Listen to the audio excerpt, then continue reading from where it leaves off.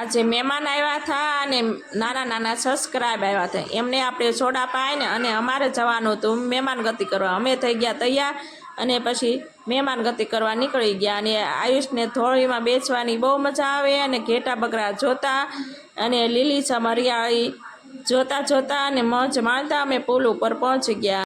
કેટલા નેરા અને કેટલા તળાવ ભરાઈ ગયા પાણીના મોજ માણતા માણતા, અને કેટલા નાળા તૂટી ગયા અને કેટલા પુલ તૂટી ગયા. વાતો કરતાં કરતાં અમે પહોંચી ગયા પાલીતાણામાં પહોંચી ગયા. ક્યાં ગાયોનું રાજ હાલતું હોય અને ગાયો આગી પાછી જાય નહીં, એટલે અમે બાજુમાંથી નીકળી ગયા. ક્યાં આયુષને લાગી હતી ભૂખ, અને આયુષને ઈડલી વડાનો નાસ્તો કરવો હતો. તે અમે પહોંચી ગયા ઈડલી વડા નાસ્તો કરવા. પછી ઓર્ડર આપી અને અમે ઈડલી વડા આવી ગયા. અને ફેમસ છે આ ઈડલી વડા અને બહુ મજા આવે ઈડલી વડા ખાવાની.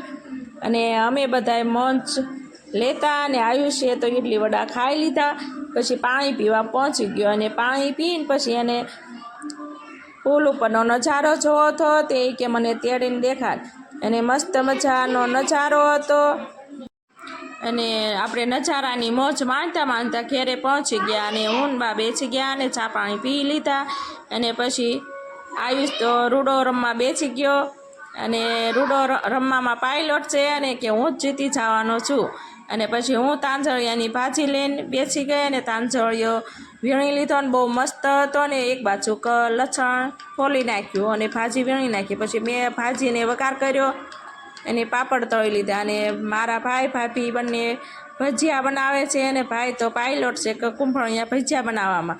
અને પછી અમે બધા બેસી ગયા જમવા, અને ઋતિ તો જમીને જોઈ ગઈ. અને પછી અમને બધા વળાવવા આવ્યા અને અમે પછી નીકળી ગયા. અને પછી ગાડીને ભૂખ લાગી હતી અને ગાડીનો ભૂખ મટાડીને અમે ઘેરે પહોંચી ગયા. અને અમારો વિડીયો ગમ્યો હોય તો લાઈક કરો, શેર કરો.